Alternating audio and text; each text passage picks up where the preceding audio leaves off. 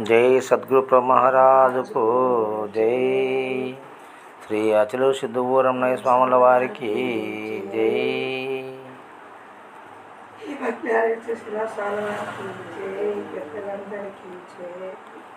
మహర్షి doctor శ్రీనివాసార్యులు అనేటువంటి YouTube ఛానల్ను ప్రేక్షకులు, వీక్షకులు, శ్రోతలు సబ్స్క్రైబ్ చేసుకొని లైక్ చేసి షేర్ చేయమని కోరుకుంటున్నాము.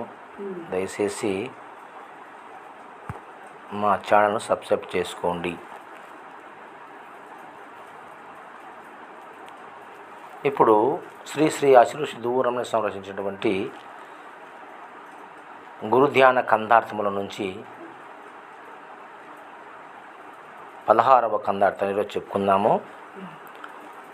మరుపెట్టుగల్గు నాకును నిరతము నీ ఘనత కన్ననెక్కువగలదే, స్థిరమైన స్థితిని దిల్పియు పరుబడి నా మనసు ఎంతో పదిలా పరచితీరి, భ్రాంతుల నుండి బయట వేసి తీరి, ధరలో నా నీ కన్నా దైవము లేదనుచు, ధరలో నా నీ కన్నా దైవము లేదనచు, చేరాని పద పూజ సావు వరకిడువాను పదిలా పరచితీరి, భ్రాంతుల నుండి బయట వేసి తీరి.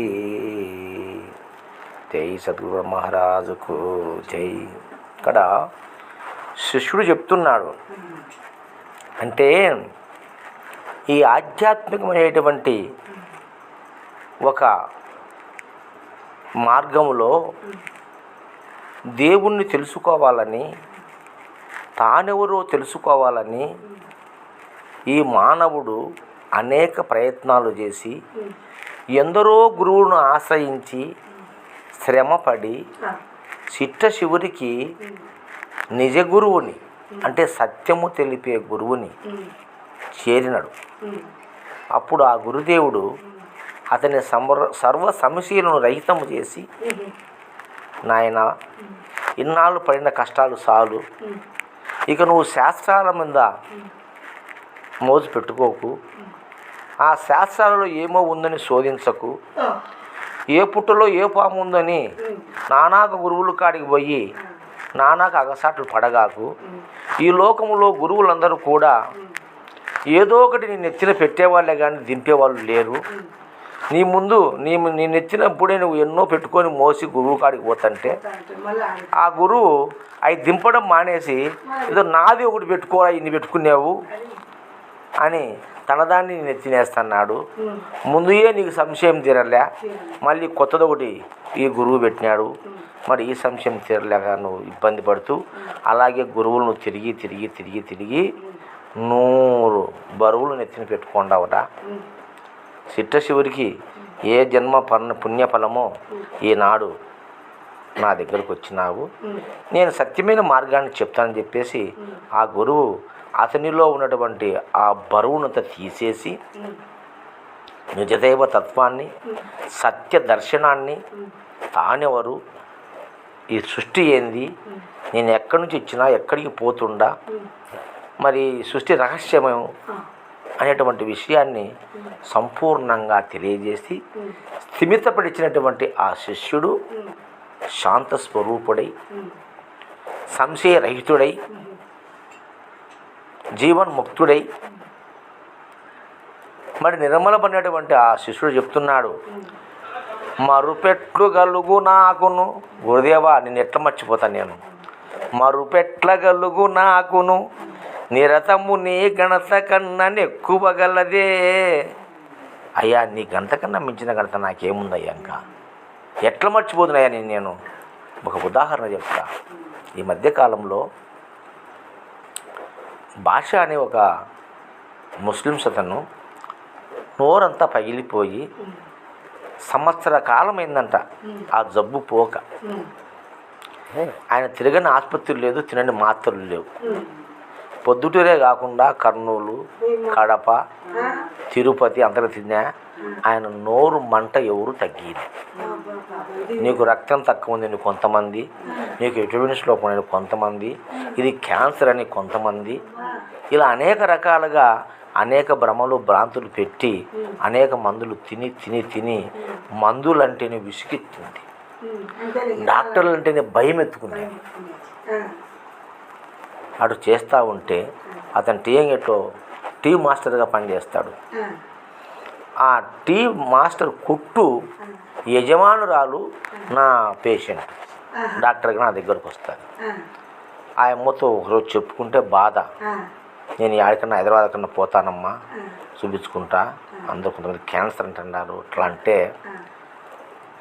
అయ్యా నేను ఒక మాట చెప్తా వింటావా, మా డాక్టర్ ఉన్నాడు ఒక ఆయన పాత మార్కెట్లో, ఆయన కాడికి పోమ్మా, ఈ ఊర్లో పెద్ద పెద్ద విఘ్నేశ్వర రెడ్డి చర్మ వ్యాధి డాక్టర్లు ఎంఎస్ అందరినీ చూసినా నేను, ఏంటి డాక్టర్ కాడ పోయినా అందరి కాడ పోయినా అది పోలే, ఆయన చిన్న డాక్టర్ ఏం చేస్తాడు ఆయన అంటే, లేదయ్యా నువ్వు ఒక్కసారి ఆయన కాడికి పో, నా మాట విను, ఇదొక్కసారి పో, నువ్వు బాగా నువ్వు ఎక్కడికన్నా పోదు పో అని చెప్పి వాళ్ళ కుమారుని జతగా పంపించింది. ఇప్పుడు రాడేమోని కొడుకు పెట్టి పంపించింది.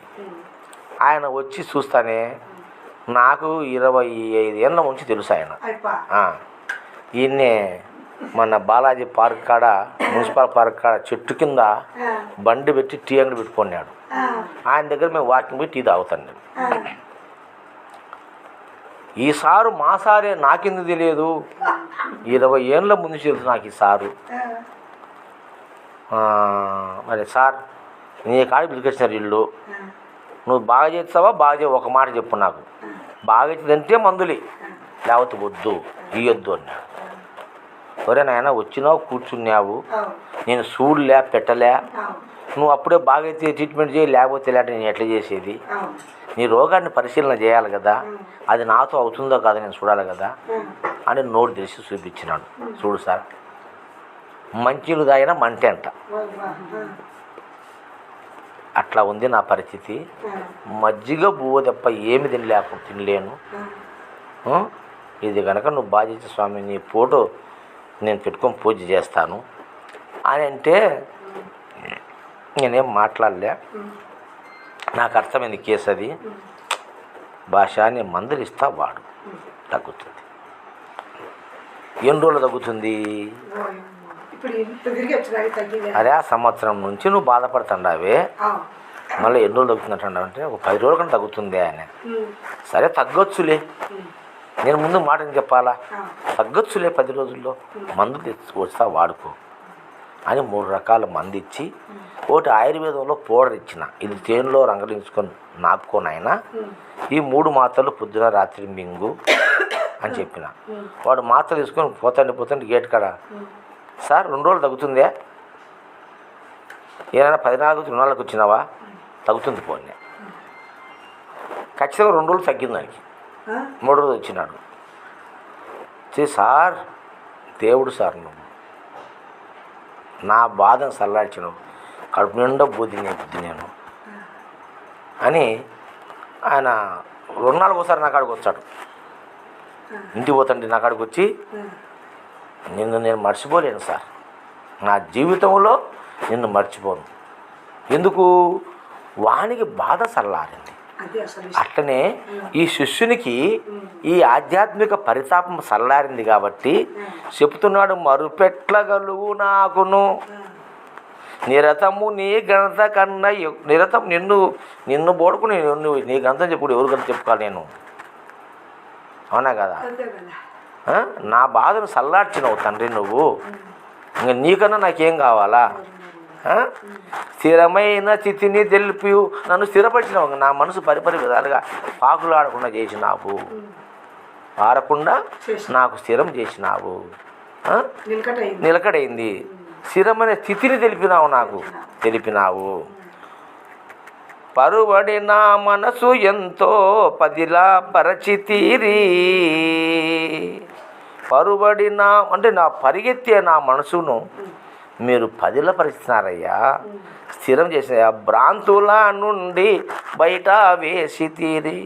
భ్రాంతులు ఉన్నాయి, ఇది చేస్తే అది వస్తుంది, అది చేస్తే ఇది వస్తుంది, ఏ పూజ చేస్తే ఏమొచ్చదో, ఏ ధ్యానం చేస్తే ఏమొస్తుందో, ఏ తపస్సు చేస్తే ఏమొస్తుందో, ఈ మంత్రం చెప్పిస్తే ఫలాంది వస్తుందని, ఈ ధ్యానం చేస్తే ఫలాంది వస్తుందని ఎన్నో ఆశలతో పరుబడిపోయిన నా మనసును పదిలపరిచి శాంతి చేసినారు. ఈ భ్రాంతుల నుండి నన్ను బయట వేసినారు. ధరలో నా నీ కన్నా దైవము లేదనొచ్చు. అయ్యా ఈ ధరలో నీకు మించిన దైవం లేదు. నాకు ఎంతమంది దేవుళ్ళు ఉన్నా నాకు అనవసరం. నీకు ఎందుకంటే నా యొక్క ఆకలిని సల్లార్చినారు, నా యొక్క పరితాపాన్ని మీరు సల్లార్చేటువంటి దేవదేవుడవయ్యా నీవు. నీకన్నా ఈ ధర లోపల నాకు దైవము లేడనొచ్చు. చేరా నీ పాద పూజ చావు వరకు ఇడువాను. అయ్యా సచ్చేలు దాంక నీ పాదాన్ని ఇడవను తండ్రి. ఎందుకంటే అంత స్థితిని నాకు కల్పించినావయ్యా. ఈ ప్రాపంచిక భ్రాంతుల నుండి నన్ను బయట వేసినావు. ఈ దైవ భ్రాంతి, దేహభ్రాంతి రెండు తీసేసినావయ్యా. స్థిరచిత్తం కలిగింది నాకు. నేను ఇప్పుడు స్థితప్రజ్ఞనై ఉన్నాను. కాబట్టి నీ పాదాలు వదలను సావు వచ్చేంత వరకు ఇడువాను, సావు వరకు ఇడువాను. పదిలాపరిచేది పదిలపరిచిన నన్ను భ్రాంతుల నుండి బయట వేసినావయ్యా. అటువంటి భ్రాంతిని బయట వేసే సద్గురువు దొరకడం మహారుడు ఈనాటి కాలంలో. అటువంటి పరితాపం ఉన్నటువంటి ఆ శిష్యునికి తాను పరితాపాలను తీసేసి ఈ లోక భ్రాంతులను భ్రమలను తీసివేసి ఆ నిజదైవ తత్వాన్ని ఏదో, ఆ జ్ఞానం ఏదో, సత్యమేదో, నీ జన్మస్థలం ఏదో, నువ్వు తిరిగిపోయే చోటు ఏదో, ఈ సృష్టికి మూలమేదో అనేటువంటి రహస్యాన్నింటిని కూడా తన యొక్క వాక్కు చేత మరి ఆ శిష్యునికి పరితాపాన్ని సల్లార్చి ఒక స్థిత ప్రజ్ఞతను కలగజేసినాడు. తనన్ని నిశ్చయ స్థితిలో నిలిపినాడు, చిత్తప్రజ్ఞుని చేసినాడు. కాబట్టి అటువంటి శిష్యుడు నా సాగు వరకు నిడువానయ్యా. నీ పదాలు విడవడం తండ్రి. నన్ను పదిలపరిచినారు, భ్రాంతుల నుంచి బయట చేసినారని చెప్పేసి ఆ శిష్యుడు ఆ గురుదేవుని పొగుడుకుంటూ చెప్పుకున్నాడు. ఈ కందార్థుల భావం. జశదుర్ మహారాజుకు జై.